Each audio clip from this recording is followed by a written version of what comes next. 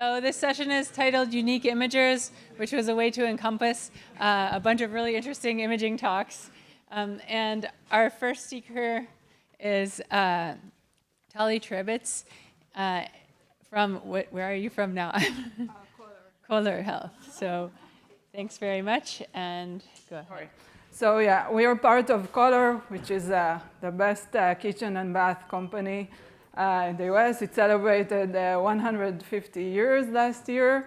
I noticed that the toilets in the building are not from Kohler, so next time.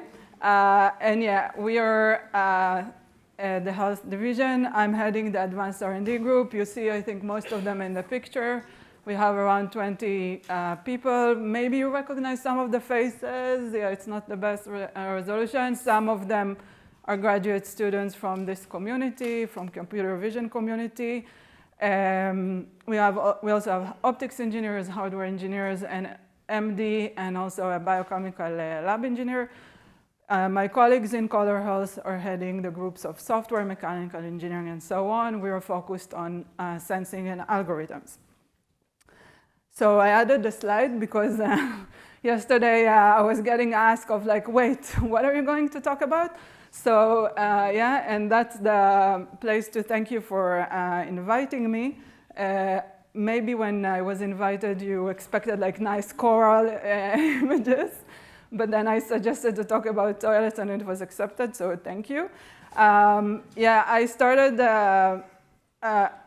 quite a while ago. Someone I know opened a company to look at toilet imaging. He approached me to consult him because the idea was, you know, that you're working on underwater imaging. This is imaging in the toilet is a type of underwater imaging. Come, and it's true. Come consult for us. It turned out that water is not our biggest challenge here, but I ended up staying, and now for almost 3 years, I'm full-time heading the advanced R&D group. Okay, so what are we doing? The idea is that the bathroom can serve as the center of health. And I don't know if scheduling me after lunch was intentional, but I promise you it's like soft materials now. Won't be, yeah. So, but I will say the words urine and stool, so sorry. So yeah, urine and stool are materials that come from inside the body. They interact with many systems in the body, and they contain valuable information about internal processes, wealth, and health. But these are actions we do daily, probably a few times a day, but we flush them down the drain, right? So all this information goes, but the premise of our work is that there is a lot of personal health and wellness data that is being flushed every day. It's not, there are chemical tests and stick tests and so on. You can test yourself at home, but probably not many people want to do that. And our goal is to develop gracious bathroom devices that monitor those biological signals passively and non-invasively. And of course, when you think about passively, optics and computer vision are a big part of that. I'll start with showing you the product video, and then I'll go explain more details. Oh yeah, and one thing, yeah, I don't know how many, like there is a trend of wearables. I don't know if you have smart rings, smart watches. So we represent the next trend of what we call sitables. Introducing Dakota by Kohler Health, a first-of-its-kind product that illuminates your path to better living. Dakota translates your body's signals into real-time insights, helping you decode your body's cues. Focusing on pattern detection for gut health and hydration, Dakota uses advanced spectroscopy sensors to seamlessly analyze what your body leaves behind. Its sleek, self-clamping design blends seamlessly into any bathroom, while privacy-first features like remote fingerprint authentication and encryption are designed to keep your data secure. Paired with the Kohler Health app, Dakota delivers personalized health scores to help build lasting, healthy habits. It's everything your body's been trying to tell you, decoded. The future of health starts here with Dakota. Learn more at kohlerhealth.com. Okay, so these are just an overview of indications that we're giving now. These are just like general screenshots, and I'll go into the details. Let's start with what we were thinking about. Where is the camera here? So first, the camera is looking downwards. A few people ask me about that. Privacy, sorry. Privacy was, as you can imagine, that was a major concern since the start of this development. There is an angle, we're just looking at the water. The camera, and what actually got me interested in this project, is a custom multispectral camera. So we have an RGB camera and 3 spectral channels, proprietary channels. And when we think about this problem or what's interesting in it, I was thinking from yesterday, looking at the crowd here and thinking about previous ICCP conferences and kind of key topics or key research topics that are, we looked at through the years, all the people sitting here. And I think almost every major problem that is dealt with in computational photography, we have it in the toilet. So I think many people here can find related research, something that related to their research in our daily challenges. So the main challenge is to design a compact, accurate multispectral camera. It's a big feat because I'll show you soon, it needs to be very accurate, but in a low cost and all that. This device is mounted on the side of the toilet. The idea is that you don't need to install anything new. Everyone can buy it and clamp it, but this introduces a lot of variety, geometry, and so on.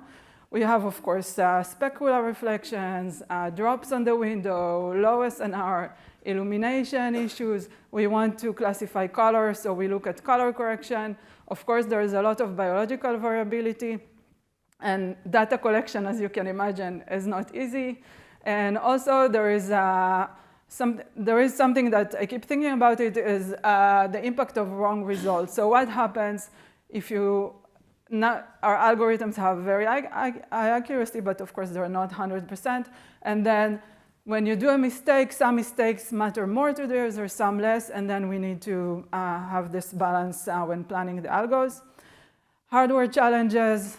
Again, this is a highly accurate multispectral camera, but it's in a cell phone form factor. It needs to have a low cost, small size. Of course, all this needs to be watertight. We encountered Wi-Fi issues. Apparently, people don't optimize the Wi-Fi signal for the toilets, although, yeah. But we want to upload data. We actually work with raw data. Of course, battery life and privacy, that's a big issue. So that's just like my group is working on the optics and algorithms, but there are also many challenges that the other groups are facing. Okay, for the sake of time.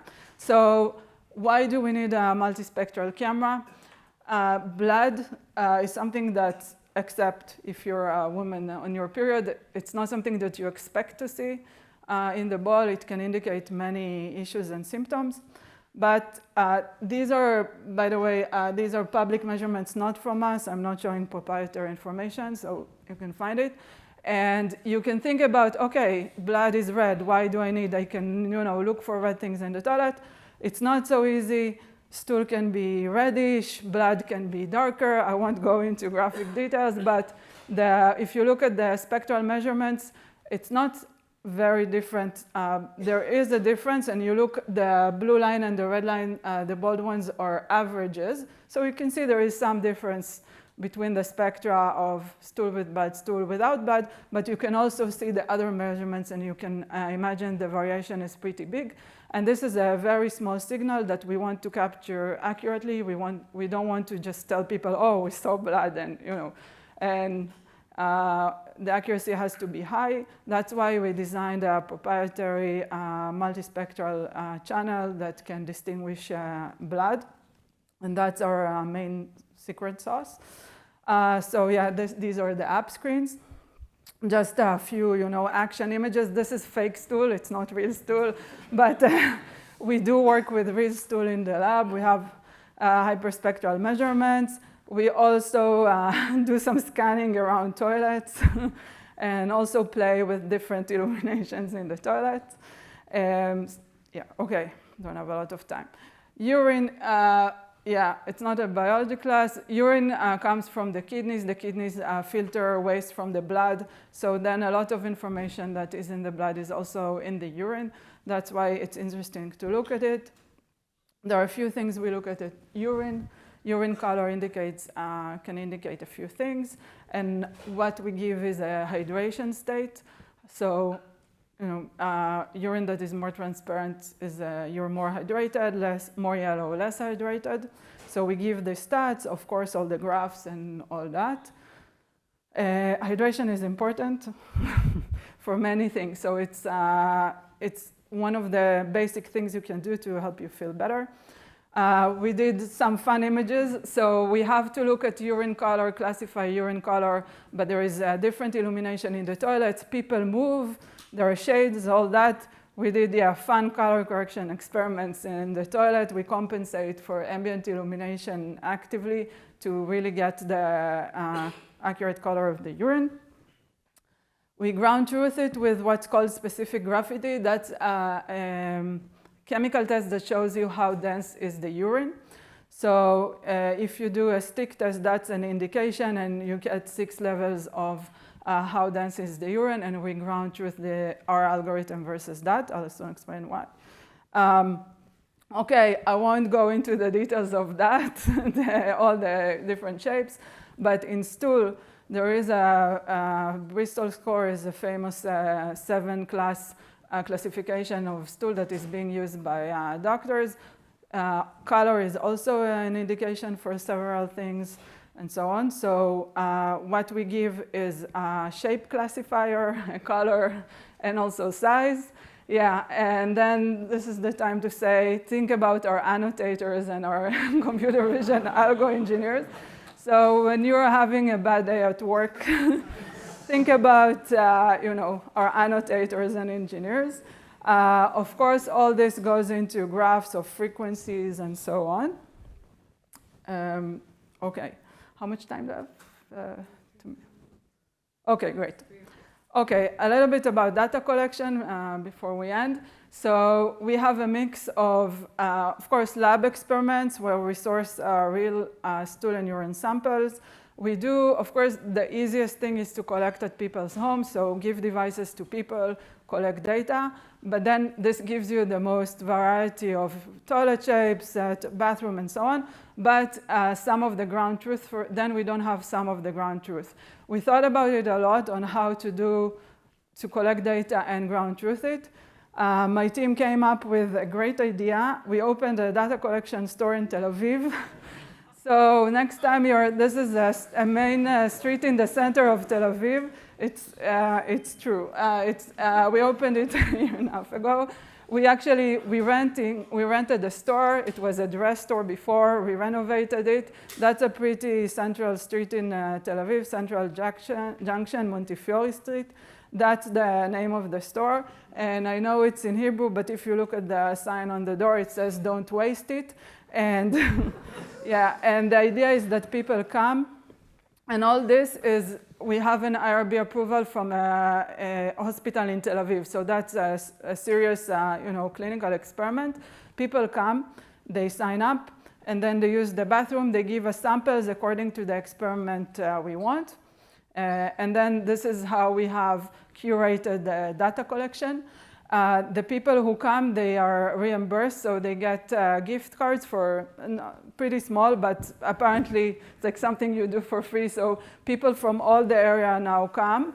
We have, we have regulars. There are many. But we had over 100 visits a day. We actually started closing the store earlier now because it was too much. Too many people, right? It's true.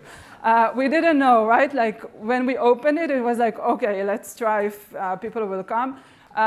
We also made deals with like the next coffee shop of people come to us and get coffee and cake.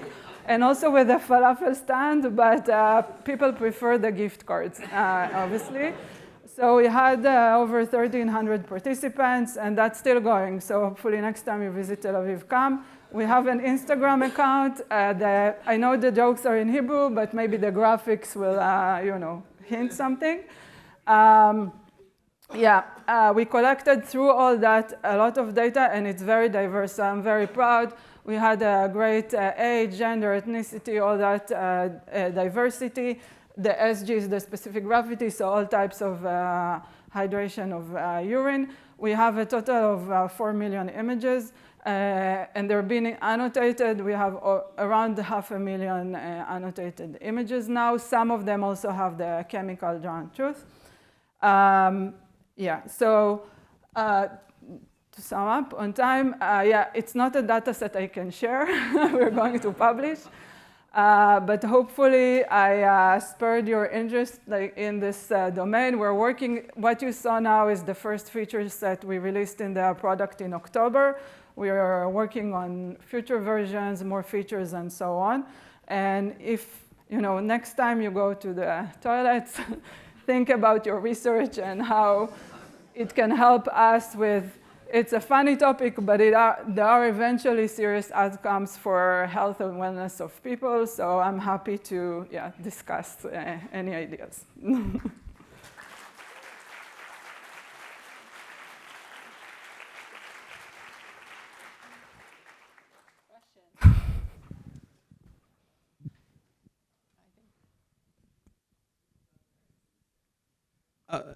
Very, very cool. It is. How do you keep the optics clean, or? No, great question. Great question. We actually don't.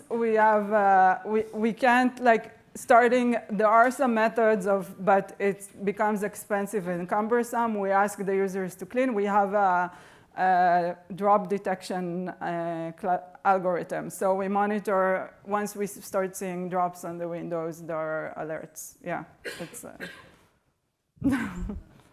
I had a question about, over here. I had a question about different water in different cities. So based on the city that you're in, you're going to have slightly different water supply. And so the water that goes into the toilet bowl before the person comes is going to be different. So how do you compensate for this? Because the water will have different chemical composition, perhaps. You're asking about the volume, or? I'm asking about the quality of the water. So different cities will have let's say different amounts of chlorine or fluoride in their water. So does that affect your measurements at all?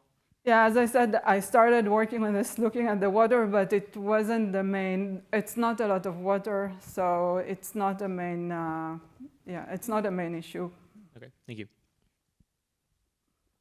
Hi, I'm back here. When you talked about privacy and the camera looking down, do you have any issues with reflections? No, we are angled and we were worried about it, but no. I think that's a limit for my engineers. If they start seeing reflection, that won't work. No, we don't see anything private, and as the video said, there is authentication, so if you have guests or something like that, it doesn't start imaging. You have to allow it to start. All right, one more. Over here. I feel like people throw a bunch of random stuff into their toilet. Does the sensor kind of only detect kind of for urine and stool? And then the second question is, I feel like usually when you live at home with your family, I guess is the model and is it sensitive enough to detect different people's stools kind of throughout a bunch of time? Great questions. We do have random things in our images. It's a class in the classifier that says stuff. So we don't. Once we see weird things, we issue an error. We don't just imagine results. For different people, there is an app. You authenticate through either the app or the remote. So you have to authenticate yourself as the person. So we don't confuse between different family members. If you ask if we can later learn who was who, then maybe we're not, yeah, we now for privacy, we're just looking at people authenticating themselves. All right, thank you very much. Thank you.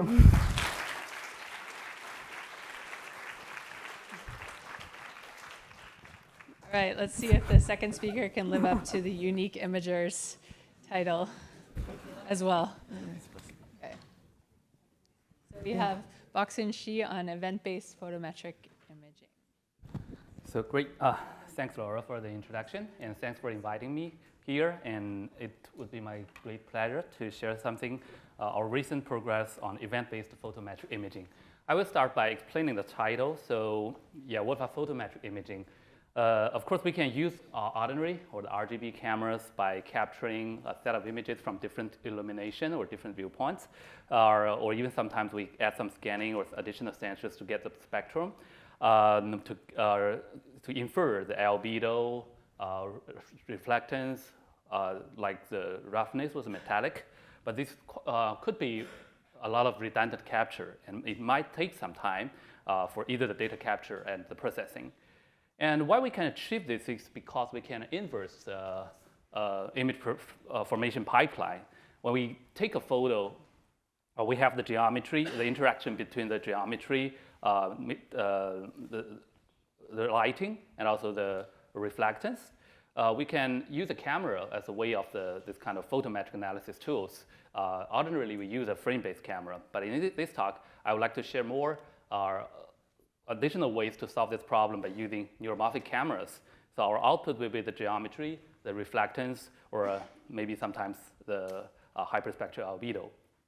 If you are not familiar with what a neuromorphic camera is, let me take this example. This is called event camera. And on the upper side and the lower side, we have the comparison between the imaging signals of these two different type of cameras. Assuming that we have a continuous intensive variation of the lighting, and the frame-based camera is just to do the integration for like maybe 30 milliseconds per frame, we get an intensity. But for the event-based camera, it works in a much faster and asynchronous manner. We are more interested in how the light intensity changes. Maybe the increase or decrease when it exceeds a threshold. We may have this kind of the blue spike is meaning that it's decreased exceeding a threshold. And the red one is in the opposite way. Because it works in a differential manner so that the dynamic range could be higher. And of course, it has no concept of frame, but it will work in this kind of microsecond level and outputting the timestamp. So the output signal will look like this. And remember here that the intensity change, it works in the log domain. And this will be very useful when later I derive the equations. So by the way, there is actually another typical type of neuromorphic camera. The event camera was developed in Europe, invented by Professor Toby Delbrück in University of Zurich. But in Peking University, we invent another type of neuromorphic camera, which is called the spike camera. It works in an integral manner. It also very fast. At every 25 microseconds, we can output a single frame, but it is a binary format. And also we have a higher dynamic range than an ordinary camera. And so it's just an integral manner. For this kind of 0 and 1 signals, we can also have the continuous recording of the scene radiance changes. But for this talk, I would like to explain more about how we use event camera for the photometric imaging. Assuming that we have a point light source, we can achieve this for photometric stereo for normal estimation. And if we're using a more complicated lighting, like a translating ring light, we can further achieve the reflected estimation in addition to the surface normal. And if we are using a sweeping dispersed light, we can also achieve hyperspectral imaging. So these works are done like from the year of 2024 and 25. And more recently, we expand along this direction with additional output of the lighting, high resolution frames, high-speed capture, and even normal and spectral albedo at the same time. So let's go to the first category of the work for the normal estimation.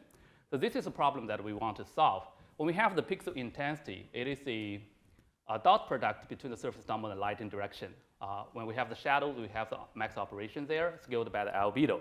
Here, I use different colors to indicate the different types of variables. We have something that we already captured, something we can calibrate beforehand, and something can be canceled during the computation, and the surface normal is the thing that we want to estimate while solving this inverse problem. So for event-based photometric stereo, here is a take-home message I show it first. We use a continuous rotating light, and by solving a null space vector, we achieve 30 FPS real-time surface normal estimation with fewer data. And this is a CVPR 24 best paper run-up award. So we have a continuous rotation, this kind of lighting. It works very fast. How the rotation is like we have the 1,800 rounds per minute. Means that for every 1 hour 30 seconds, we have it rotate for a whole circle. And we have this kind of continuous observation of this for each pixel, how its intensity increases or decreases. And what we want to achieve is a surface normal estimation. Now I slightly changed the background to a dark mode because here there are several important equations that I need to explain. And after understanding this, you will think that the follow-up of the talk will be easily understandable. So this is a very classic Lambert image formation model, I1, meaning that we have, let's take a look at the 1 pixel.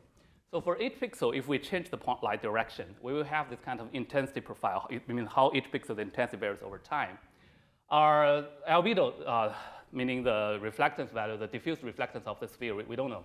And we have the alpha scaled over the n times the lighting direction, which is somehow calibrated beforehand.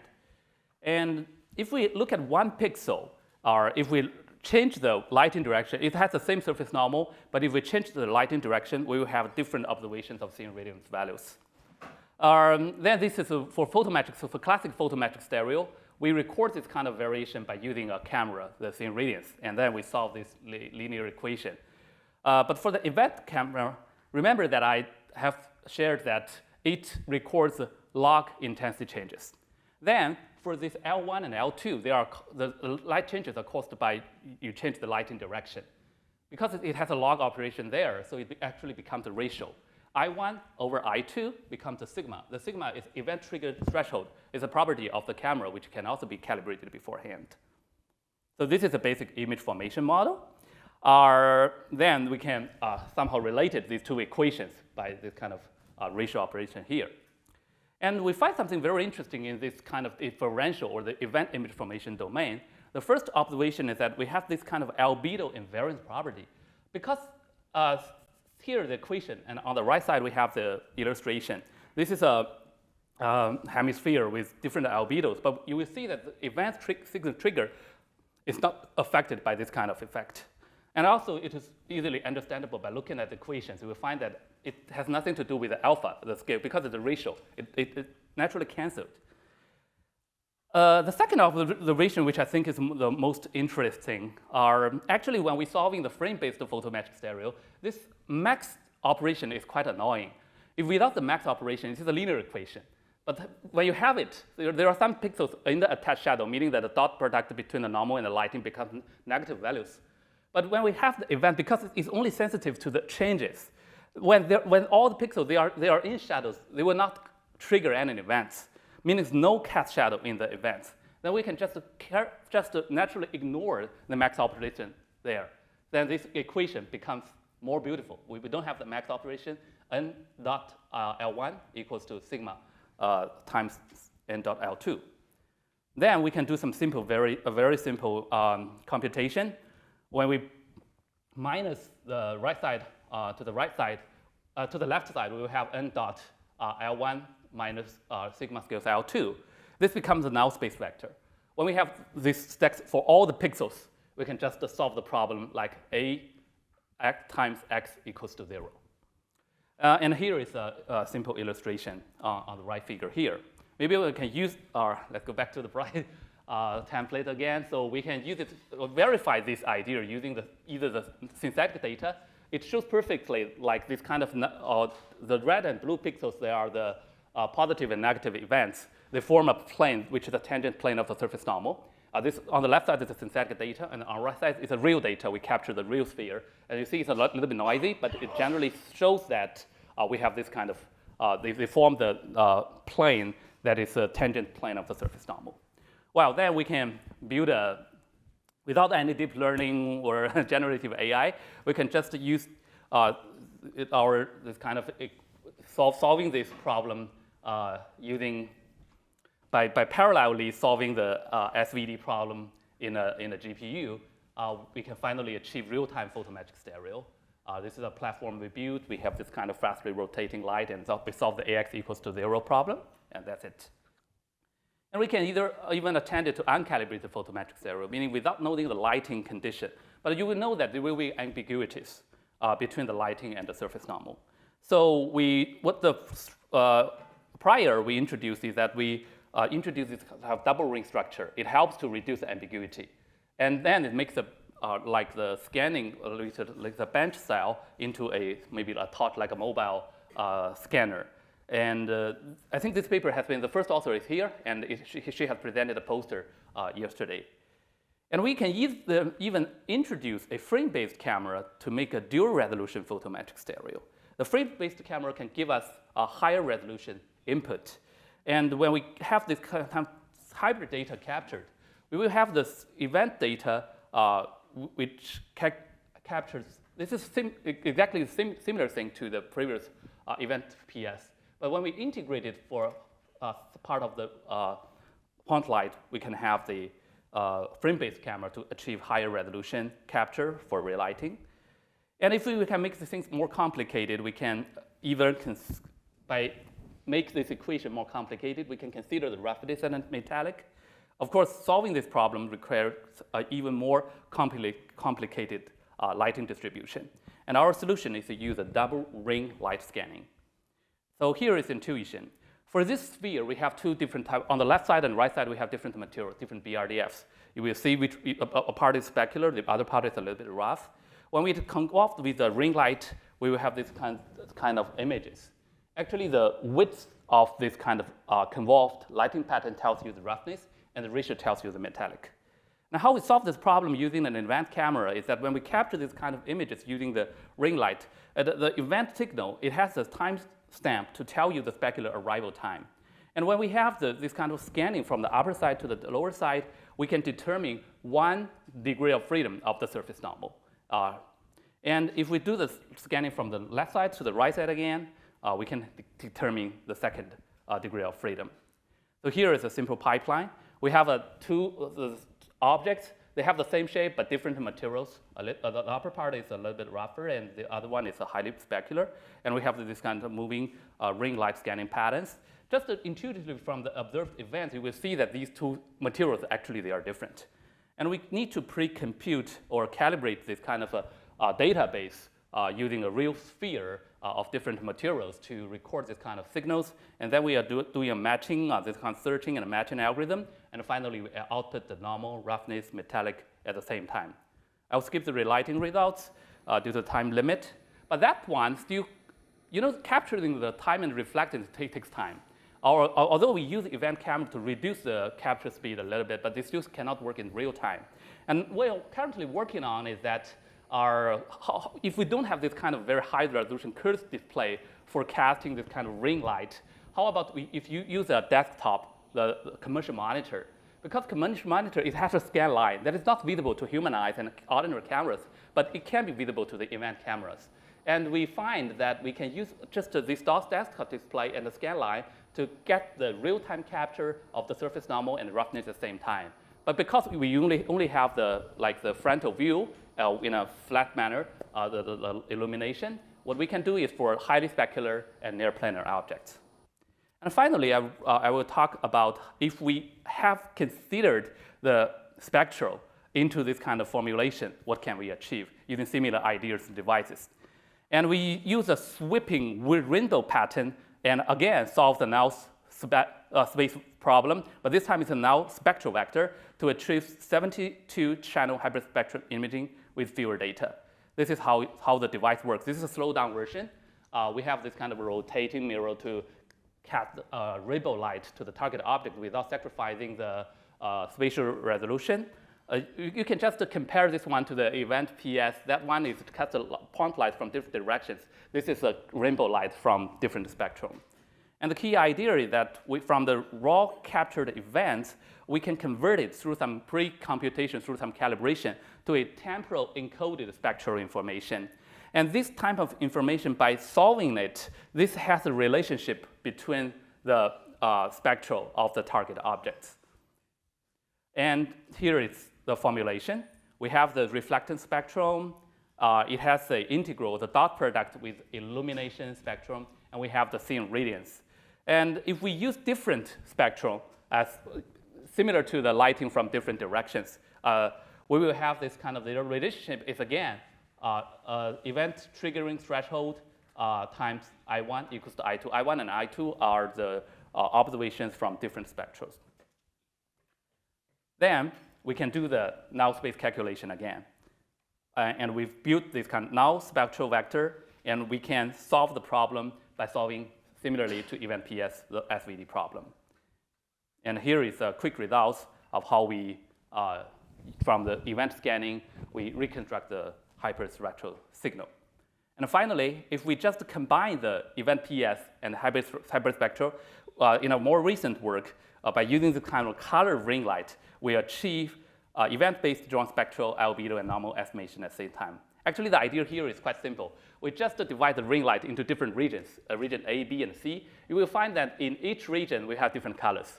Then, if we have for different regions, A, B, and C, let's say, for example, we take the red light, the light number 1 example, it forms a normal sensitive vector, as shown in the figure B there. It tells you the perpendicular direction. It's a tangent plane of the surface normal.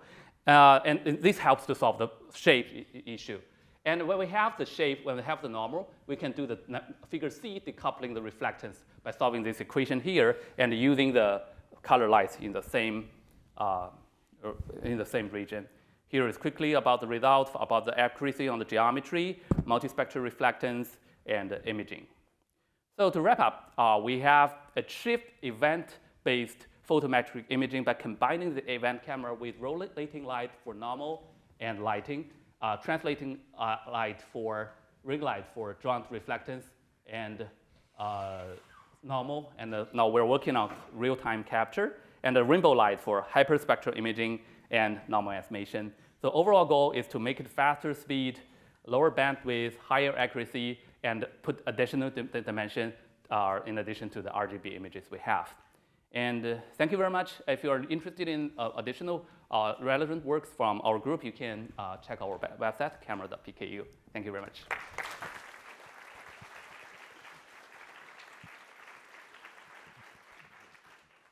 All right. Can we get the next speaker setting up? Thank you. Very nice talk. I wonder what it would take if we want to make it work under ambient lighting. Yeah, this is a good question. So actually comparing to our active lighting, the ambient lighting is a little bit more constant. So usually when we have the different the directions, the signal will be stronger and the camera will only be sensitive to this kind of variance. Yeah, so we can actually safely ignore the ambient lighting as long as it's not flickering. Thank you. Hello, thanks for your nice talk. I have a question regarding the number of frames. So do the number of frames change depending on the surface properties of the object? Like suppose the object is more rough, so you have to capture more fine details, or is it like more smooth, so you decrease the number of frames? So is the number of frames in the event cameras changing depending on that?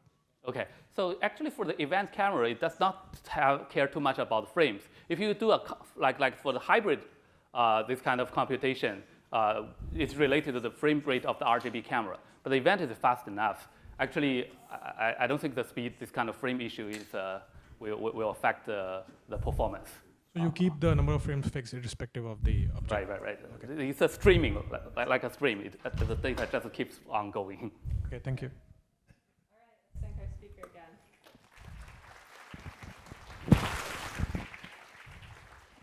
So next talk, Paul DeBebek, on recreating the sodium vapor matting process. So.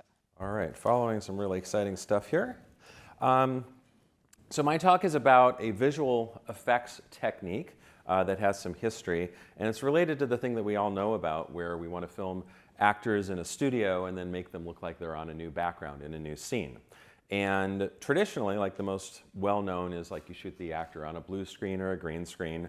Through some kind of special printing process, you want to figure out how to get them onto a novel background.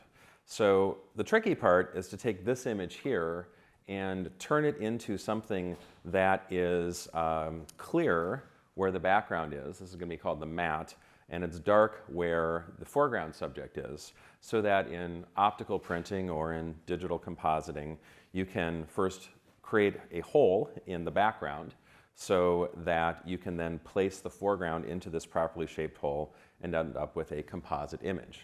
And doing this based on a blue screen actually dates back to even the early days of color filmmaking. So here's a movie from 1940 called Thief of Baghdad that used blue screen compositing, an early version of it.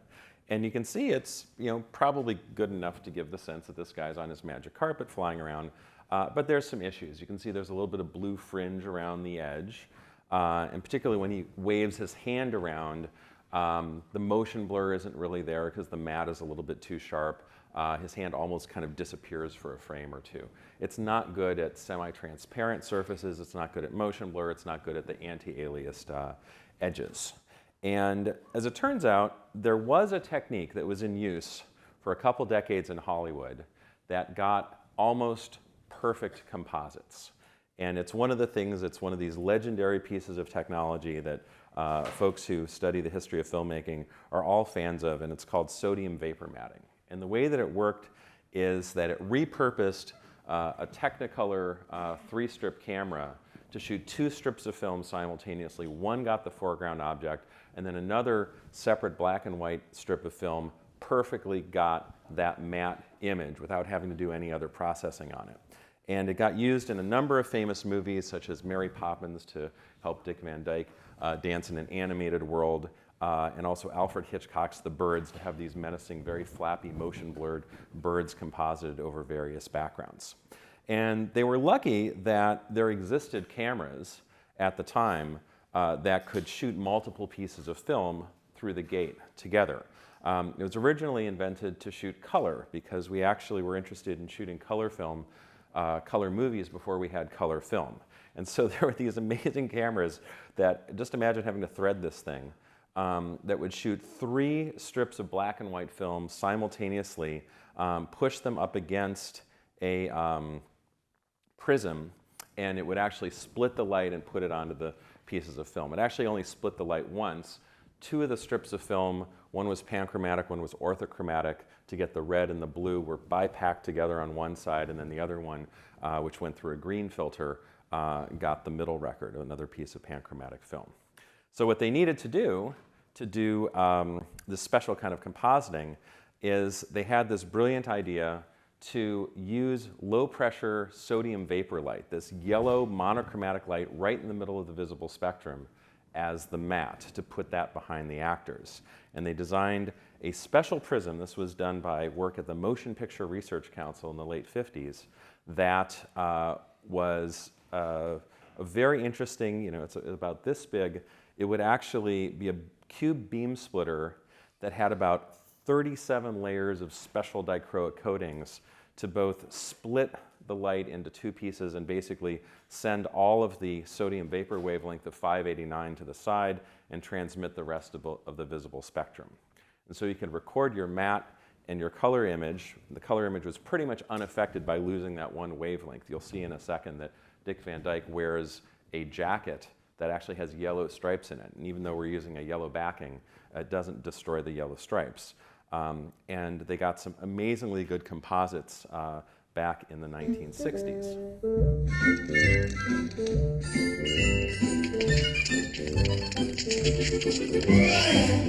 Keep an eye on the motion blur. Still salt into the scene. She's wearing a semi-transparent veil. And the visual effects are of such a great quality that this film was essentially a great visual effects spectacular of its time. It won lots of Academy Awards, even won Academy Scientific and Technical Achievement Awards for the technology.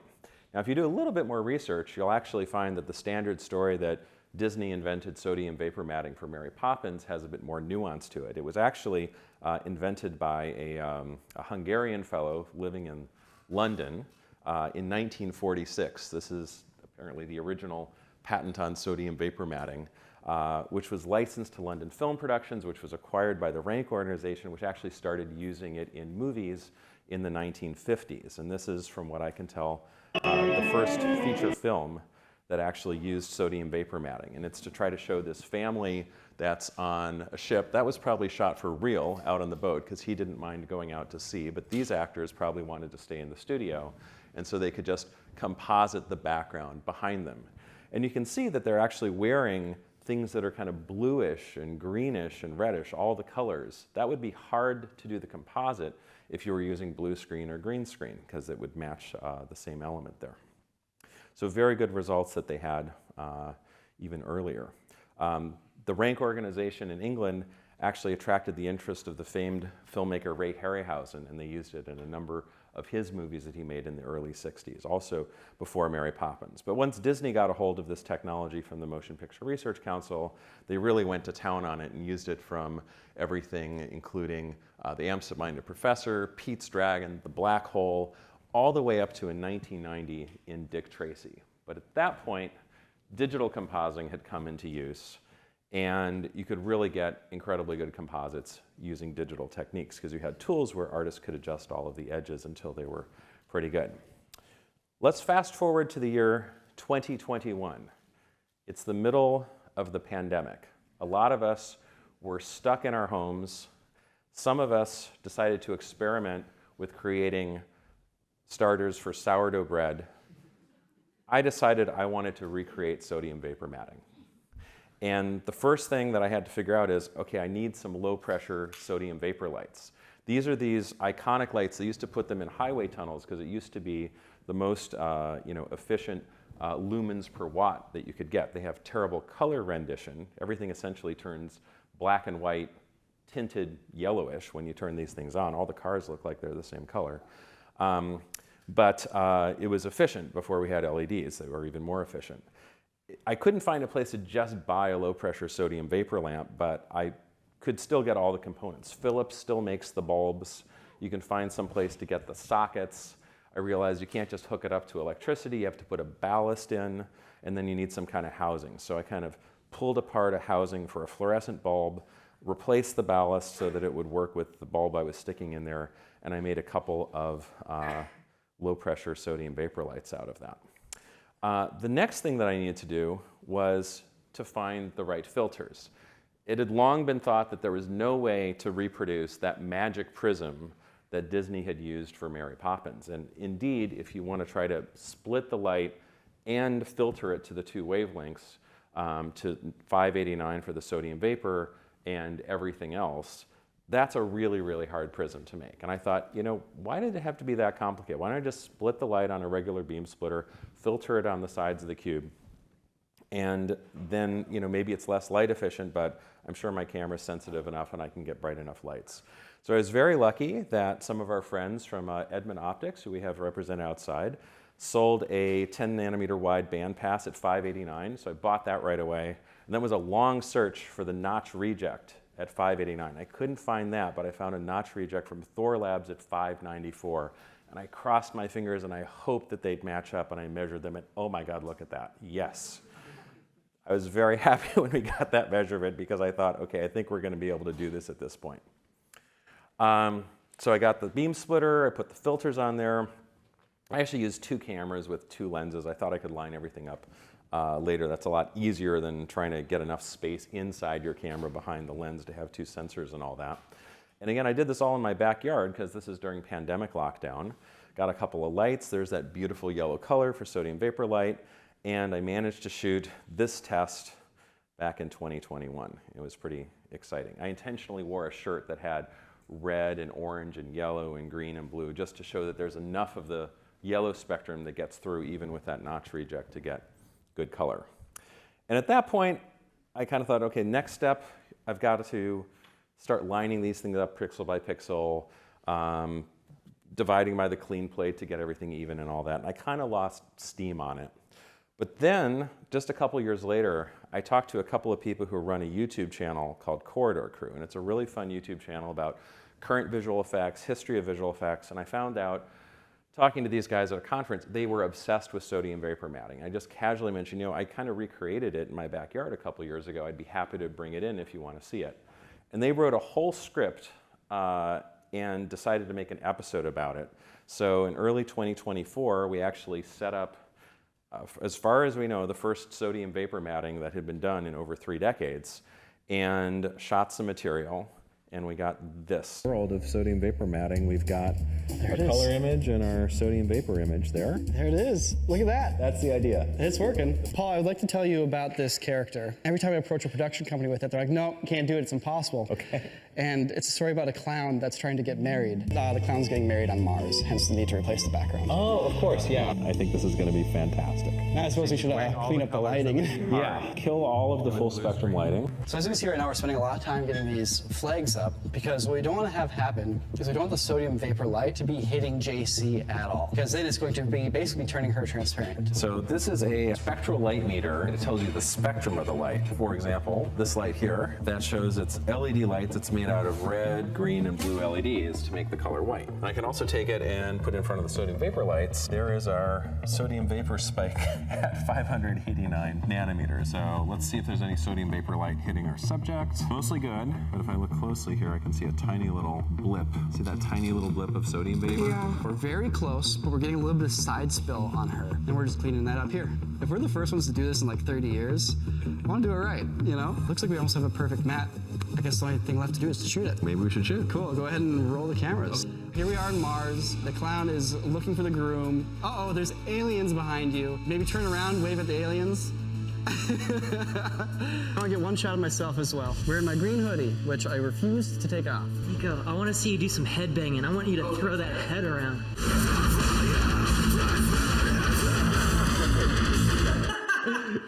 I think we got it. That would be the hardest green screen shot. That would be so hard to do on a green screen. And cut. I would love for this to pay off. Here are the results, and I'll let you guys be the judge. Wow. That's wild. Dude, it's Mary Poppins. This is amazing. It's incredible. Oh, no, you dog. Water! He's drinking water on Mars. This is my favorite one. The water is just such a flex. Check out the motion blur. Oh, the hands. Oh. Wow. The motion blur drops the color exposure correctly on the background right there. Turns it red. Oh, correct math. Oh my God, it's so good. Dude, those little tiny hairs on top. Oh my God. And I didn't have to do any work. You didn't have to tweak your white clip, black No, I hate that. D-spill bias? No, there's no spill. What about your edge feather? No edge feather, no D-spill, no messing with gamma of your mat, no thresholds, no restoring fringe, no cleaning the blacks, no cleaning the whites, nothing. You just turn it on. You just turn it on. Wow. Good job, good job. That is amazing. All right. Well, thank you for that. So that film, I thought might get 50 or 60,000 views or something like that. It's at 7.2 million, and I have to be comfortable with the fact that of anything I've done in my entire career, more people have seen this at this point. But back to 2021, I mentioned that I kind of stopped at this point because I was going to have to start lining up images. I was glad to work with Corridor Crew because they were able to corner pin everything and get it matched up. But the real reason that I was doing it was not just to amuse myself, but I was thinking if we want to create keying algorithms that can go off of arbitrary backgrounds, not just green screens, it would be great to have lots of ground truth training data of foreground elements with their actual alpha channels. And I was kind of building this thinking I can get a lot of ground truth data for training some machine learning with this. But then I also had an idea that would be a lot easier to do because it wouldn't take 2 cameras. And that was this thing we showed at DigiPro a couple years ago that I called magenta green screen. And it's based on the observation that really what you need to have good training data or good composites is you need this color foreground element that really should be on a black background, and then this matte, or holdout matte, or 1 minus alpha. That's a monochrome image, shows you where the actor is, where the background is. This is really 4 channels of information. And if you look at it in black and white, just kind of as these monochrome images, you'll see that there's 3 of them that look pretty similar and 1 of them that looks very different, but they're all very important. And traditionally, what we have to do when we're shooting mats is we have to pick 3 of them because we only have 3 channels in our camera. Usually what we do is we pick to get the 3 that are up here, and then we figure out we'll try to derive this one somehow. I had the idea that maybe we'll pick these 2 and the mat, and we'll figure out how to derive green somehow. And the idea was, let's just not light the actor with any green light so that the green channel can be a perfect mat for them, and then we'll figure out the green afterwards. There's a really easy way to do that that's not very accurate, but you can just kind of take a linear combination of the red and the blue channels, make a fake green channel, and it sort of colorizes your actor. We showed that with machine learning, if you have a rehearsal take where they're actually lit by all 3 channels, you can train a very custom little model just for that shot to restore the green channel based upon the appearance of the red and the blue channels. And that was the technique that you could use en masse to do the magenta green screen technique. And very quickly, we'll see this here, and this is the last minute because I think I'm at time. This is the red and blue channels here. We're on a virtual production stage with LED panels around, so it's easy to just turn off the green light on the actors. That's the naive colorization on the left. That's basically the inverse of the green channel is the matte.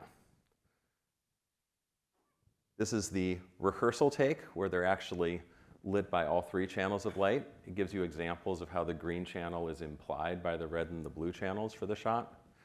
And then putting it all together, this is colorizing a synthetic green channel based on only having the red and blue because we were using the green for the matte. And from that, we can do a composite onto a new background. So we have a very good matte. And we get transparency and anti-aliased edges and motion blur. And since we're on a virtual production stage and we actually have LED panels behind, we can do a ground truth comparison by actually displaying that image in the background. And that's just real ground truth of the actors on that background. On the left is the composite, and they look pretty similar. And that was the fun that we had in recreating the sodium vapor matting process. Thank you.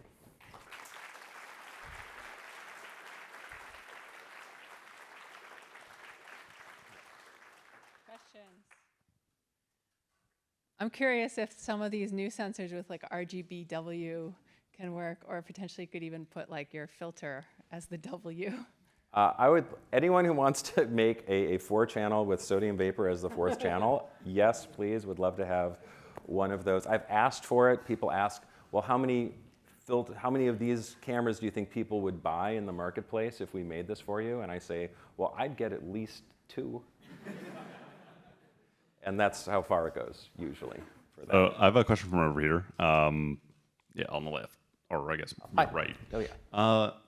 Basically, like, really great shot. I saw the whole Corridor Digital video. It was amazing. It feels like we have, like, especially in research land, we have like 10 trillion different matting things. We have polarization matting. We have this, like, the sodium vapor lamp. Use hyperspectral stuff. The magenta code matting. Since you are like adjacent to or in actual production, what are the problems that are left? Like, what actually keeps you up at night in Netflix when you're trying to make a thing? Yeah, well, the biggest problem is on set, it takes time to set up green screens. And sometimes they're not lit very well, and a lot of times the director is like, well, we can give the visual effects people enough time to set up the green screen, or we can finish all the shots that we wanted to do today. So a lot of stuff ends up shot on just random backgrounds. So this is now the natural image matting problem. There's been some wonderful research in our community that's addressing it. None of it has really created a silver bullet tool for that yet, and I'm hoping that the kind of data sets that we have with good ground truth alpha, that you can create lots of synthetic data of people on different backgrounds and then tell the model this is exactly what that alpha channel should be. And also the unmixed foreground, right, where you get rid of all the edge that blurred into the motion blur. You have to get that too if you're going to get a good composite as well. All right, one more question while we switch speakers. So I want to know whether Steve Seitz could have auto-written the reactions of your crew to what you did, because that was a really dramatic recording that you did of the reactions of the crew when it worked. There's a lot of very creative stuff there. Yeah, that was fun. I wish I were there that day, actually. That was Corridor Crew showing off the stuff internally to themselves. Shortly after that, Nico came over to visit me, and we recorded a little ending segment, and he did a reveal for me as well. And I was pretty happy with that. But I'd love to see what Steve Seitz could do with that. It was a special moment. But I have a technical question too. Could you do the same thing with LEDs now? Because they're pretty narrow as well. They do make amber LEDs. So there's something super magical about the sodium vapor wavelength, all right? People had actually tried infrared for the background in composites and ultraviolet in the background in composites. Those were both used in production even in the 1950s on film. They were both painful to make work because like lenses generally aren't designed to handle those wavelengths of light. They come out blurry, they come up the wrong size, you'd have to reprint the mats. Sodium vapor puts the matte pretty much in the middle of the visible spectrum where the lenses perform well, and also in between where we tend to record the light anyway for like the red channel and the green channel. So there's a lot of convenient things about that. And recreating it with LEDs, I did buy a couple of banks of amber LEDs, not phosphor converted, but just pure amber that tries to create that wavelength, which you can get reasonably bright ones of these days. But just it is significantly wider than the sodium vapor, and it actually just ends up not working as well because it covers so much of the yellow wavelengths that to knock it out, you really mess with the colors of your foreground element. All right, thank you for the speaker again.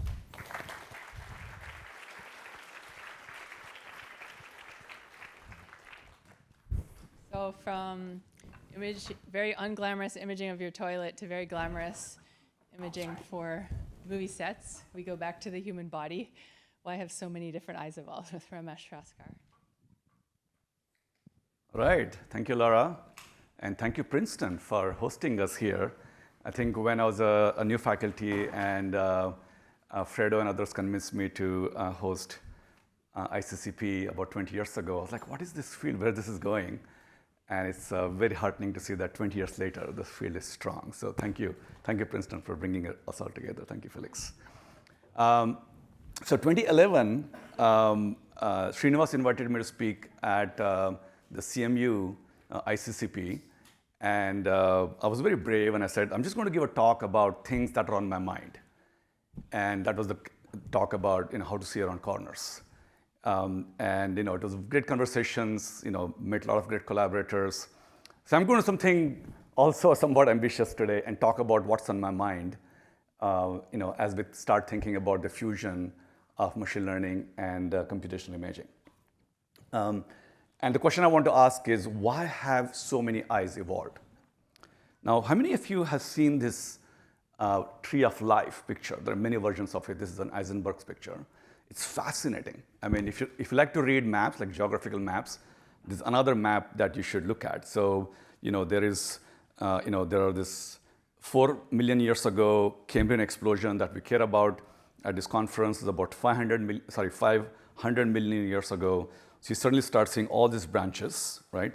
But the interesting thing about this is that many of these branches end, right? They either lead to extinction or some kind of at least for eyes, for vision, there's a discrepancy. There's some kind of a bottleneck, and these branches just end.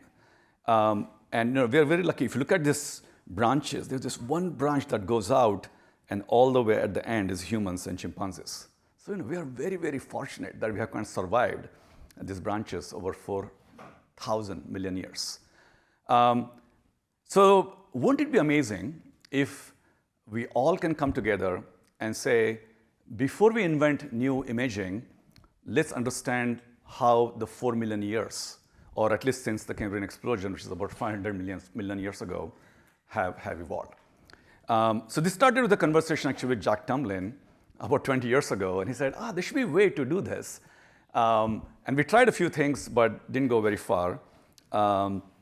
And there's this fascinating book called Animal Eyes. Has anybody heard it, seen it? I think either Sri or Mark convinced me to read that book when I was working on some coded apertures and things like that. Maybe that was a good conversation. So we said, let's bring some amazing people together. So we brought Tommy Poggio and the co-authors of the Animal Eyes book and my amazing team at MIT, my co-authors together. And we said, let's start exploring this. So before you get your hopes very high, we just looked at a tiny, tiny slice of this problem, which is focusing only on insect eyes. Okay, that's it. It's, unless we get a lot of compute, this is all we can do for now. So I'm going to quickly walk you through, is it possible to rerun these branches, this evolution, and figure out the path as well as the what-ifs of visual intelligence. All right? Sounds good? Excellent. All right, so there are 3 questions that you can ask for now, which is, what if the goals of vision were different, predator versus prey? What if the eyes could bend light, like pinholes versus lenses? And what if the brain remained small? There's a beautiful conjecture about the brain versus its activity, right? So let's go through this very quickly. The first one is, how do you decide about the goals of the vision?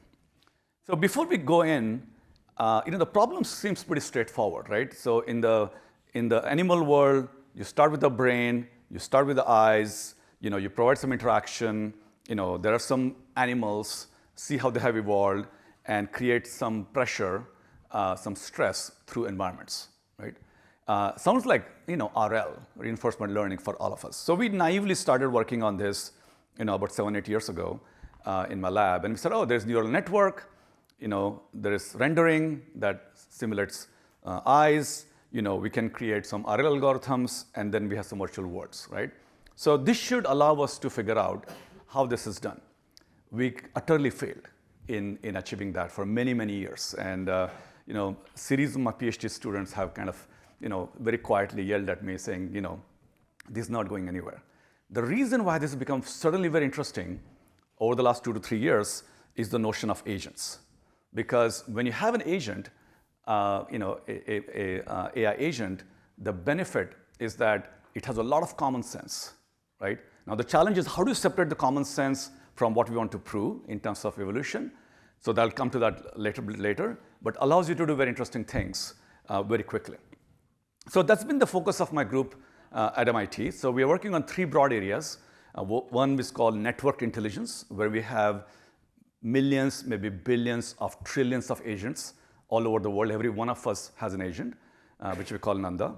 The second one is physical intelligence that many of us are working on.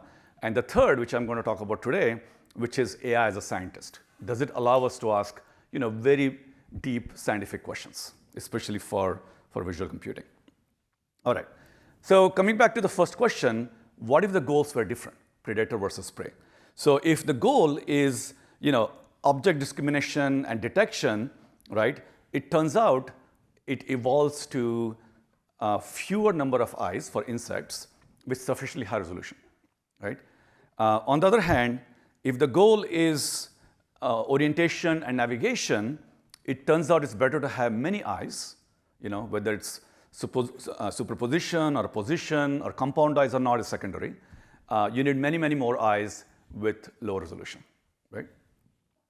And you can prove this out with various ablation studies, right? So if you have a task-specific selection pressure, as you can see on the plots on the bottom, if you run it through many, many evolutions of these agents, you get the goal. On the left, you see just 3 eyes with high resolution. On the right, you get about a dozen eyes with low resolution. And this co-evolution leads to kind of very diverse strategies, right? So on bottom left, you have a single eye, right, that focuses on resolution, right? And it figures out how to get this. By the way, the purple dots are kind of rewards for this. If you just have forward-facing eyes, right, in this case 13 by 13, then the optimal solution ends up being, they're all kind of pointing forward, right? And they're looking for food, which is the purple dots again. On the other hand, if you intentionally separate these eyes and make them look sideways, then the behavior ends up being this saccade. So what you will notice in this video is that the eyes are shifting all the time. In this case, the insect is shifting its eyes all the time, right? Obviously to cover more vision. But there is much more detail to that, right? And I was talking to Ashok quite some time ago when he was in my lab, and he started talking about this fascinating way insects navigate, which is, they maintain purely based on optical flow. They can figure out that if they're navigating through trees, they make sure that the optical flow is the same on both sides, and that's how they can center it. Because if you go too much to the left, the optical flow will increase. If you go too much to the right, the optical flow on the right will increase. But by staying in the middle, the insects can navigate just with optical flow, with just a few pixels.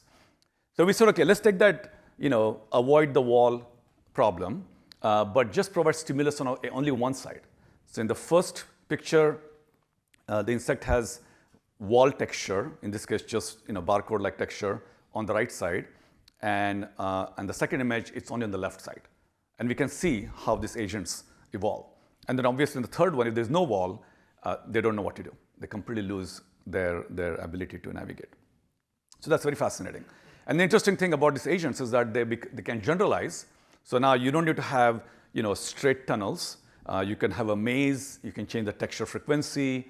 You can have more frequency on one versus the other, and they can generalize to that, which is what insects do as well. They don't completely get lost if it's not a straight tunnel. Because as you can imagine, when you take a bend, the frequency changes dramatically or slows down dramatically, but they're able to navigate around the bend as well. All right, the next question is, what if eyes could bend light, right? So obviously, when you start, you have to think about what are the elements that are available. You have the pupil, you have the iris, you have the size of the retina, you have the numerical aperture. There are many elements in here.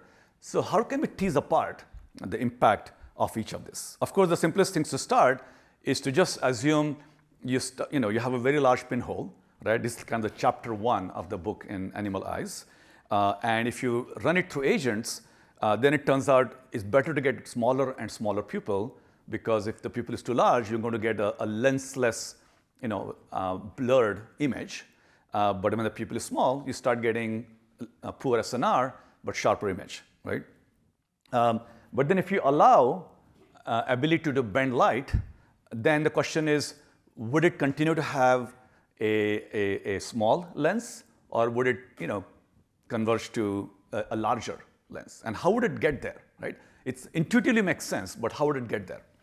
So we ran through this, and we said, how do you simulate the emergence of agents?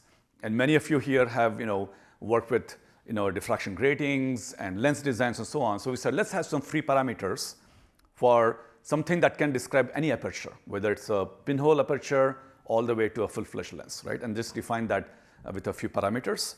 And if you run through that, it turns out it does recover, right? So you can evolve through all kinds of diffraction gratings, and of course, lens has a classic quadratic profile for this diffraction grating. All right, and yes, as you can see this curve over here, the agents evolve to have lenses, and then they go back to having larger pupils, right? So it's not a monotonic change that you would have expected, but these agents and the stress that we create in the environment actually allows them to backtrack to come to larger pupils, which is fascinating. And the ones who don't evolve are extinct. Okay, so final question is, what if the brains remain small? Right, it's kind of a counterfactual question. So there's a very fascinating idea that there's a brain-eye scaling law. Like, why does the brain size increase as the eyes increase? Does anybody have a guess? Why would they increase as the eye size increase, right? You need more visual processing, right? What else? Boshin was in the group, so he knows. The first argument would be you just need more space, right? So if you have more space, I guess the brain will be bigger as well, and obviously it'll have more neurons. So that hypothesis is correct.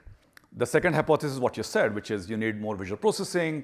If you're a bird that's going to fly down very fast, just need a bigger brain. If you have better eyes, you're likely to be a predator, sorry.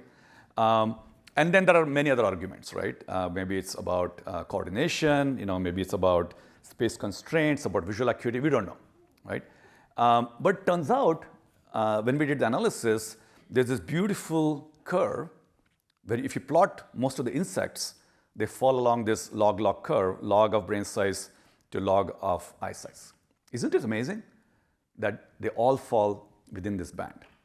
So we start digging into it, and we said, can we prove this, without external influence? And I won't go into the detail, but turns out that if the eyes did not scale with brain, or the brains did not scale with eyes, then you run into a bottleneck. And the extinct creatures that we show here are the ones that don't grow in that graph of life that I showed earlier. So we're very excited about this result. And those of you who keep track of scaling laws in AI, this is kind of a similar argument that in scaling law on the left, increasing network size allows you to improve on the test loss. And in this case, if you maintain this ratio of log brain to log eyes, then also you continue to improve the task size here. So it's a kind of a very interesting result here. All right.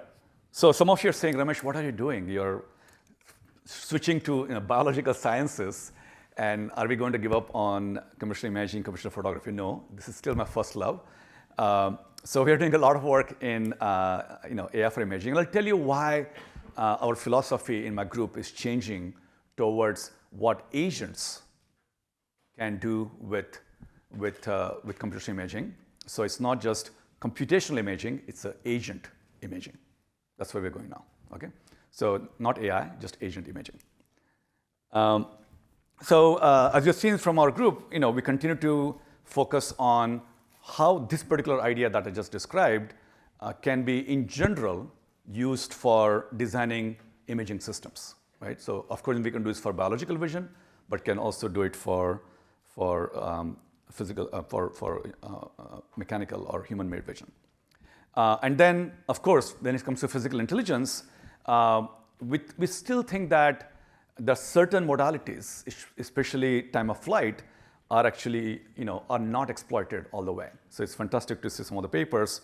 So I'll show you one, which is this ability to do non-line of sight tracking, with extremely portable devices. And the other one is where now we can use time of flight to start scanning glasses and mirror with no additional texture. So very briefly, if you remember the projects from my group or Andreas's group or David and Gordon, cost millions of dollars to set these things up. But now we have this. How many people know that an iPhone doesn't have 3 cameras, it has 4, right? The bottom right is a LiDAR.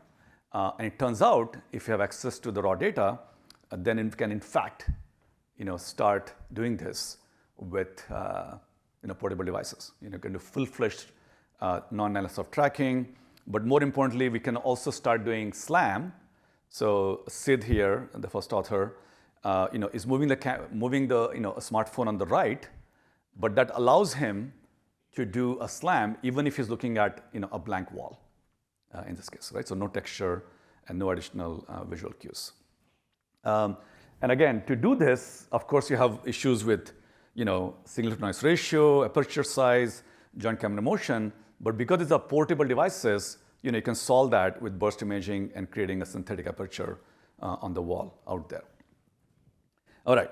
So as I said earlier, trying to understand the scientific mechanisms of this evolution is, first of all, very, very exciting. And the fact that we can do it with today's tools is really, really, really fun. And the reason why that's possible is because the use of agents. But if you kind of take that idea forward, the bottom loop that you can see here the interaction loop starts looking like what a lot of people are working on in so-called world models. There's no common definition of world models, but this is basically what it means. You have interaction in states out, right? So as the research in world models evolves, I'm very sure like we'll come down here in 2-3 years at ICCP, and many of the papers will be actually using the world models to start thinking about how to design imaging systems. So I would love to collaborate with somebody here to see if we can create a similar map for all the imaging systems that we have invented over the last couple of 100 years, all the way from single pixel sensors to the most complex James Webb Telescope that's out there. And I think the intersection of the three is very exciting. A plug for candidates we are hiring. As usual, this room is full. Hopefully, we'll find a lot of great collaborators as we take on this very ambitious vision of agent imaging. Thank you.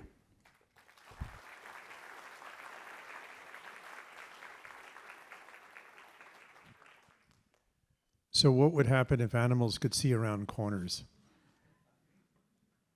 Yeah, it's surprising that it hasn't evolved yet, right?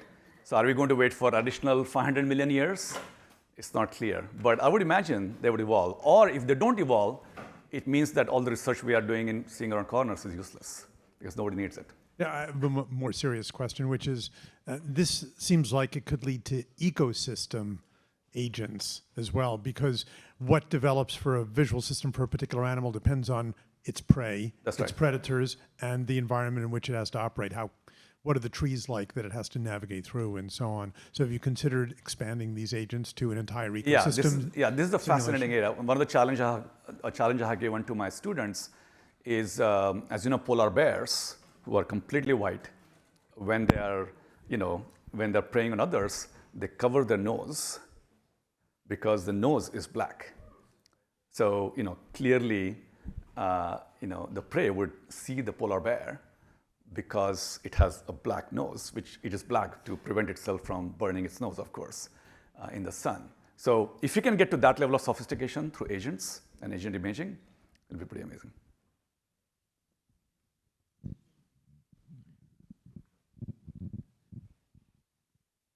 More questions? Does anybody want to ask a comment?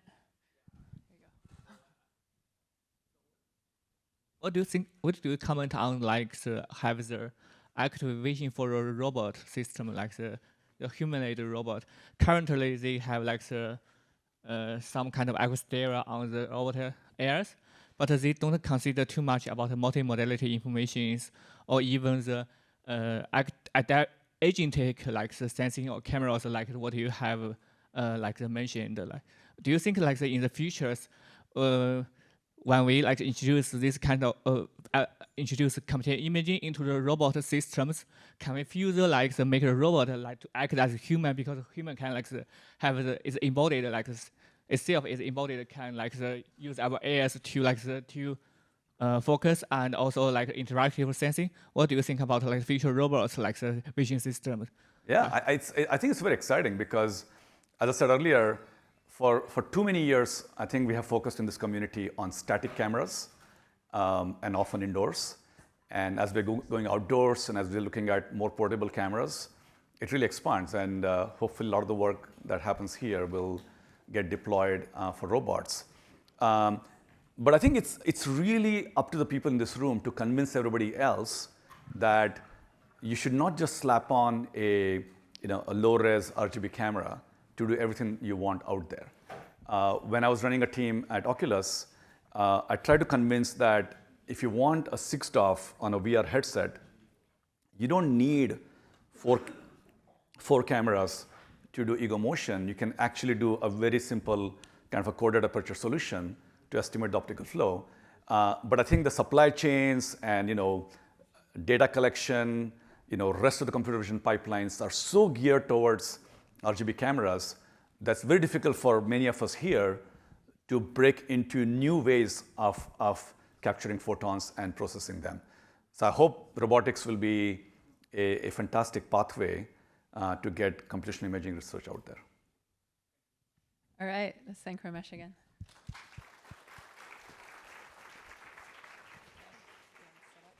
Okay, last talk of this session.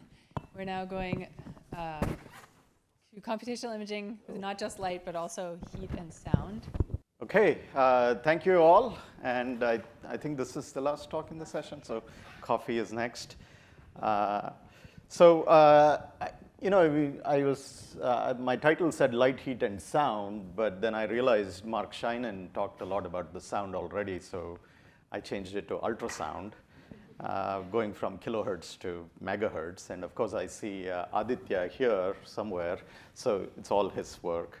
It's all his fault. So, you know, when I look at this title, I don't want to confuse the audience in terms of, hey, this is a multimodal system, so there's cameras for light and thermal cameras and ultrasound sensors, and I'm going to fuse something. I'm really thinking about much more basic at the physics level. That's sort of the cross energy conversion and so on, and can we build new kinds of imaging systems that exploits these different forms of energy, right? And for example, light hitting an object, some of that light gets absorbed. Oops. What happened? Absorbed, and that gets converted to heat, right? And sometimes in plants, you have light hitting a plant, leaf, and photosynthesis happens, right? So understanding this at sort of the energy level, right? And here I'm talking about sound as well. And if you think about ultrasound, how do you control light using ultrasound? And that's the kind of thing that I'm going to talk about. Today, let me start by looking at light and ultrasound. So instead of just sound, you know, Mark talked about it yesterday, so that was really great. So this is a collaboration with our colleagues at CMU. Yanis is somewhere here, and Mason and others as well. So we saw this morning that there was this really important problem of trying to focus light in tissue, right? And so if you think about tissue, what's happening, maybe there's a tumor way below. One of the things that we all do is we come up with very complex optics, and here I'm just putting a lens there. That's just a simpler version. It could be an optical coherence tomography system. It could be anything. And if we wanted to focus, I don't know why it's not. Yeah, if you wanted to, maybe I shouldn't touch the table or something. If I want to focus light, let's imagine there was no tissue here. Everybody sort of understands how to focus light. I mean, this is something that is bread and butter for this audience, optics and so on. And when you have tissue, you have scattering, right? So we saw that this morning, this light just gets scattered away. And the problem is, no matter what we do outside in terms of optics, this scattering always happens. It's just law of nature, right? And one of the things that we have been thinking about is how do we try to complement techniques that are outside, designed outside the tissue, by changing the tissue itself to be a lens, right? So how do you do that, right? So if you put ultrasound on either side of this tissue, and you have some ultrasound waves, what this does is that you have these pressure waves through the tissue, right? So everybody has seen ultrasound imaging, right, for healthcare. You have these pressure waves, and these pressure waves create density changes, and those density changes changes the refractive index as well. And so when the refractive index changes, the light can be guided in this medium, right? So the tissue becomes itself like a lens, and so it becomes a way for us to design optics in the tissue itself, right? So then you can think of this as a Grin lens in the tissue, and let's see what happens if there is no tissue with this ultrasound. You can do the same kind of focusing that you do without ultrasound. So if there was no tissue, it would be the exact same thing. But the nice thing is, if there is tissue, what happens is that scattered light tends to get recycled back into the tumor region where you need to focus it, right? And so so we are adding an additional lens inside the tissue to get more focus power, right? So all the techniques that are designed outside the tissue can be complemented by doing this. So this is what I mean by combining ultrasound and light. So you can control light in weird ways. You can actually make them go around things and inside and so on by designing these waves, right? And so here's one of the first experiments. This is from my colleague, Mason Chamanzar at ECE. And they were trying to build this. And it's not an easy thing to build, by the way, because it depends on, so you need to sort of understand where to place these transducers, what's the voltage, what's the frequency, all of that stuff, right? And so if you get it right, accidentally, you'll get the nice image, right? And so it turns out that this sort of imaging system is pretty complicated. So you have optics on the outside, you have optics of the tissue, and there's all these parameters that you need to explore. And this is where computer vision and computer graphics people come in.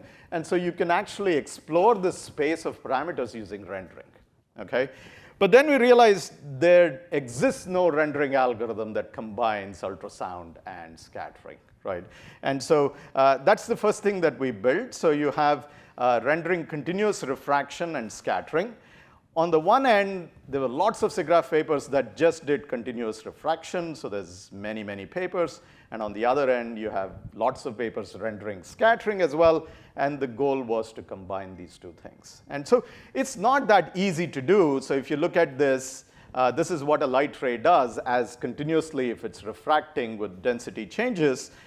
With scattering, you'll have to do these kinds of crazy paths, right? So it's hard enough to simulate straight paths in Monte Carlo, and it takes a long time. Now you have these crazy paths to simulate. So this was a paper in SIGGRAPH a few years ago and was led by Aditya and Yanis and so on. So you can simulate crazy kinds of lenses with different refractive index profiles. You can immerse them in fog, and you can create all kinds of beautiful caustics effects. And this is a renderer that you need to build as a tool to design your imaging system, right? And so once we built that, you can then design the placement of the transducers. You can design their voltages and frequencies and all of that stuff that is extremely counterintuitive to do, right? We know how to design optics by assuming ballistic photons. That means photons just go straight. That is the way we design optics, right?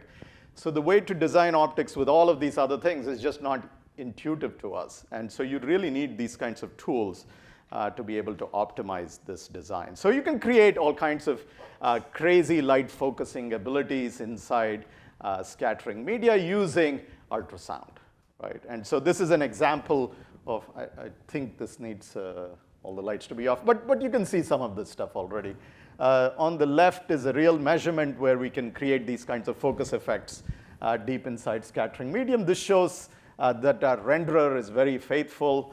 And this side shows the baseline rendering methods that are based on photon mapping, but they're also biased and so on. So you're able to design an imaging system. And then what we do is, once you know the parameters of this imaging system, you know how to create this optics, then you can go and image through a scattering medium. Here is an example of some tissue phantom that you develop with maybe, I don't know, a few millimeters thick. And then you can see the difference between the external lens versus the ultrasound-based focus. So you can actually focus really well. And the ability to focus improves by adding this component, okay? And so the hope is that we can combine this with many other techniques that are there, OCT and other coherence-based approach as well, to try and go deeper and deeper, okay? Now, this was one spot. The next challenge we had was, how do we scan this spot? And so if you want to look at the whole volume, you need to scan this thing. And when you think about scanning, you think about LiDAR, right? So you have projectors, microscopes, LiDARs on vehicles, and even cell phones that we saw last talk. You have a way to scan these things, right? But this scanning takes about, it's in kilohertz, right? And let's say if I wanted to see the synaptic activity in your neuron, you need to measure it at milliseconds, right? So you need to be able to scan while measuring at each location at millisecond. You really need 1,000 times faster LiDAR, right?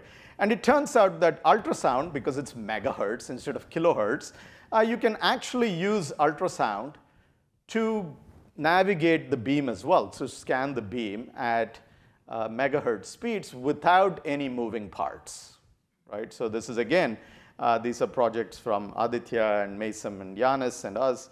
So this is an example of creating a LiDAR that is 1,000 times faster because the ultrasound is making it move at that speed, right? And there is no moving parts like a galvo mirror, for example, right? And so the way this is done, let me show you that it has a bunch of electronics, right? Synchronization optics and so on. This is what is happening in the physics level. So you have the physics of sound, light, and matter interacting, right? And so imagine there's water, right? And you want to send a collimated beam up there. It just goes straight, right? Other than the refraction at the boundaries, it just goes straight. Now, if you put a transducer there and you create a pressure wave, a traveling wave transducer, you create this sort of very fast-moving wave with different changes in densities, right? And if you send the same light beam, you just focus really nicely. So by designing the voltage and frequency, you can do these kinds of things. And of course, we have ultra-fast synchronization optics, and this wave sort of travels at the speed of this wave, which is 1.5 kilometers per second. And you can create synchronization optics, and you can hit the same spot again and again if you want. You can create any pattern. You can create a projector that is running at megahertz without any moving parts using ultrasound, right? Now, this is, I'm showing it in a 1D way. So if you go to 3D, right? In this case, you're really not projecting a point, but you're projecting a sheet of light, okay? And so to project a point, you would need 2 transducers on either side, right? So 2 directions. And eventually, you will be able to focus light at one point. And by controlling these 2 transducers, you can change where you're projecting light, right? And so this is done digitally by control. But as you change the phase of one of these transducers, you scan along one direction. As you change the phase of the other transducer, you scan along another direction, right? So you can create megahertz speeds projectors, if you will.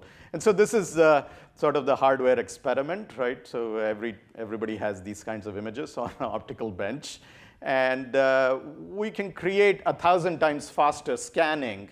Here on the left side, you see a standard galvo mirror. By the time it has projected one dot, we have projected the whole image on the right. Right, so it's 1,000 times faster. And even if you give more exposure, it's really much better to do this sort of scanning over and over again. And this is projector, but you also can do LiDAR, because once you project a light beam, you can see the return, and you can measure the time. And you get a much, much faster LiDAR without any moving parts, okay? Let me see, how much time do I have? 2 minutes? 3 minutes? Okay, so 2 minutes. Okay, so I wanted to talk a little bit about heat as well. I think there was a couple of papers that were presented yesterday as well. One of my postdocs presented a technique to denoise videos. But let me show you one interesting project that I feel like I should cover here, which is not covered before. Is photosynthesis. Okay, everybody knows the equation for photosynthesis, right? And I think the ability of a plant to do metabolism, right? So that's the thing that it just eats the food, and then creates energy and grows and so on, right? So in agriculture, people are really interested in measuring the ability of the plant to do photosynthesis and adapt to different types of environments and so on. But most of it, what they have done is in the lab. They put a leaf clip and they measure everything in one point in a leaf. It really is very hard to measure how the plant is doing photosynthesis in the real world, okay? And so this is a classic case of energy transduction, light getting converted to other things, right? So you have a small element of the leaf, and you have light that is hitting that leaf point, and then some of it gets reflected, transmitted, all the complex light transport, right? But then there is amount of light that is absorbed, right? That is the absorbed light.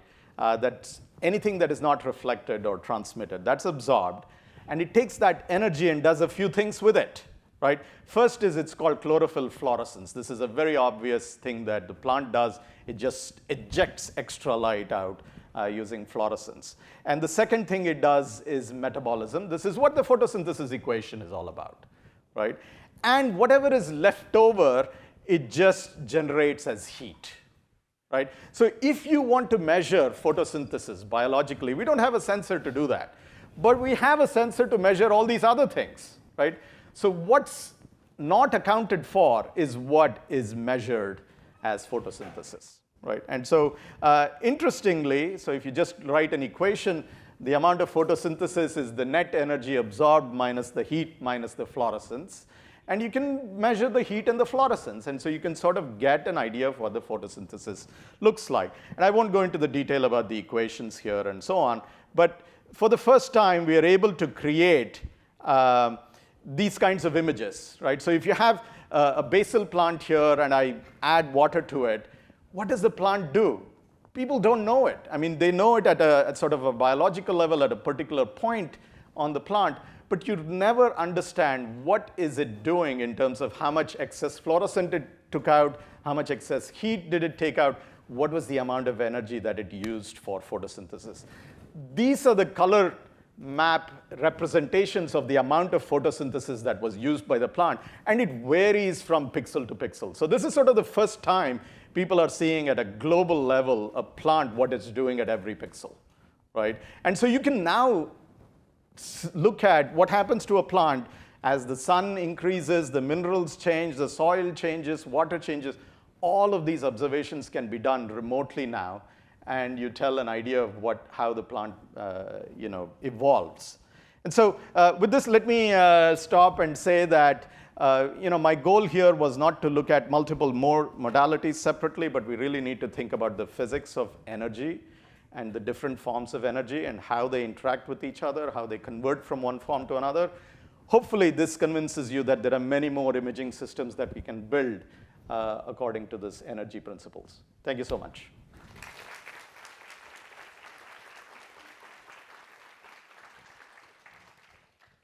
Questions? Srinivas, first of all, great. Second, when you talk about biological energy budgets, for example, the leaf, when you have water evaporating, it is releasing, it is absorbing heat, right? And it cools down the leaf. Correct. And the other way around. So that's Correct. something that's like it's already contained, energy already contained in the leaf. That's right. So it's not only the mechanisms that you described. Correct. So the transpiration is also accounted for in that H equation. So what you do is, if you think about how heat evolves, the full heat transport has all of those components, right? So there is radiation, convection, conduction. That H that I mentioned has all those terms in it. That includes the transpiration. So it is accounted for in this case. Yeah. Hi, thank you for the talk. It was really interesting. I was just wondering about that first. Oh, hi. Yeah. I was just wondering about the first part of the talk when you were talking about like this ultrasound-based system, and then you gave that example with like the tissue scattering and like the tumor detection. So then, in a medical imaging situation, if we did implement these systems, would that reduce the amount of like undersampling you would need to do, for example, in scanning, because the scanning is so much faster with ultrasound? Well, yeah. I mean, one of our dreams is to use these kinds of systems to be able to scan a large volume of tissue in real time, right? Real time meaning 1 millisecond time frame.